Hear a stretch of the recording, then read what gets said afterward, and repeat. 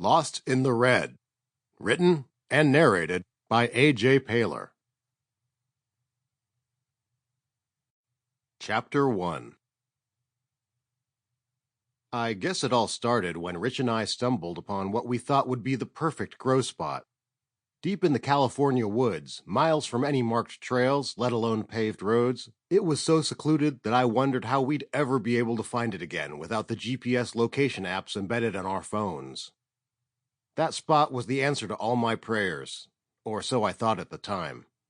In retrospect, I can't decide whether my initial assessment was correct, or if my blindly optimistic outlook of the moment should be marked with hollow, bitter laughter. In either case, there was certainly no way I could have foreseen where our discovery would take me, so I suppose there's little point in ruminating on the matter. The month before, I had been a semester and a half away from graduating from an MBA program, counting off the days until I could proudly hang my shingle out and finally reap the rewards of my years of struggle, desperately anxious to get my life finally moving forward after years of agonizingly slow progress through the ranks of education, weary beyond belief of the low-grade food and housing required of the student lifestyle. After all, I hadn't chosen a business career because I wanted to be poor forever, the way my parents and their parents had been. I wanted the finer things in life, and damn it, after what seemed like thousands of meals consisting of little more than ramen and caffeinated diet soda, I deserved them. Unfortunately, 4 weeks into what would have been my penultimate semester, the school I attended was abruptly shuttered. We students had arrived as usual that morning, groggy and bleary, either from our studies or our revelries, only to find the parking lots rapidly emptying, the doors not only locked but chained, and even the signage being torn down.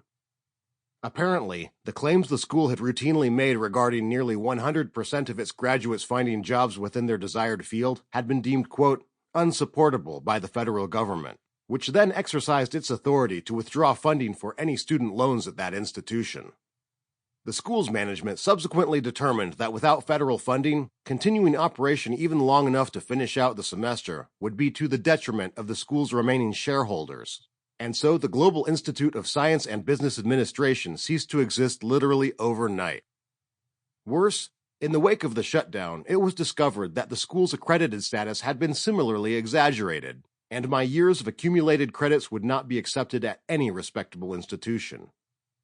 In a moment, hundreds of hours of effort and thousands upon thousands of dollars were washed away as if they'd never existed.